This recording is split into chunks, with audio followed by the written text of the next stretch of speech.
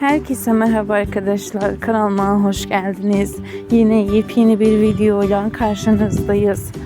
Uzak Şehir dizisinin oyuncuları Sinem Ünsal ve Ozan Akbaba'dan yepyeni görüntüler geldi. Oyuncularımızdan gelen kamera arkası görüntülerini anında sizlerle paylaşıyorum. Umarım videomuzu beğenirsiniz.